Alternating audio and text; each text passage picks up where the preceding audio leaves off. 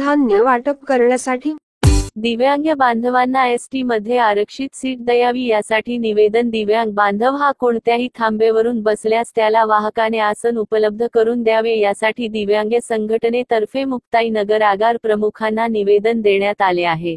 वाहकाने दिव्यांगास बसमध्ये चढण्यास व उतरण्यास मदत करावी असे सुद्धा दर्शविले। तसेच आगार परिपत्रक काढून सर्व वाहकांना सुचवावे असे सुद्धा सांगितले आहे। सदर निवेदन हे आपल्या दिव्यांग भव्य क्रांती संघटना महाराष्ट्र राज्य व दिव्यांग प्रहार क्रांती सेनाच्या वतीने देण्यात आले आहे। या प्रसंगी दिव्यांग भव्य क्रांती संघटना महाराष्ट्र राज्य जळगाव विभागीय अध्यक्ष कुणाल झालटे, दिव्यांग प्रहार क्रांतीचे ज्येष्ठ समाजसेवक उत्तम नारायण जुमळे व विद्यालयाचे विद्यार्थी उपस्थित होते। मधुकर भोई, दिव्य महाराष्ट्र न्यूज, मुक्ताईनगर।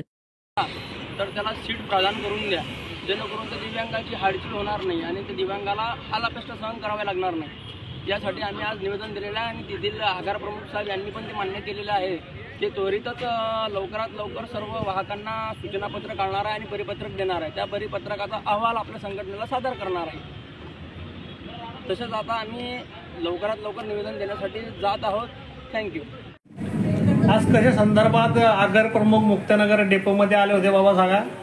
आम्ही आगार प्रमुख मुक्ताईनगर तालुका एसटी महामंडळ यांच्याकडे निवेदन देण्यासाठी आम्ही आलो होतो की बऱ्याच दिवसापासून आमच्या दिव्यांग बांधवांची एसटीमध्ये भेडसावण होत असते आणि जे कंडक्टर वाहक लोक आहेत तर ते वरेची भाषा प्रवाशांना बोलतात आणि त्यांनी आगार प्रमुख साहेब यांनी त्यांना प्रशिक्षण द्यावं की लहान मोठा असून मानमर्यादा पाहून आणि त्यांच्याशी चांगली माणुसकी पद्धतीची भाषा वापरण्यात यावी अशी आमची विनंती आहे आगार प्रमुख साहेब यांना।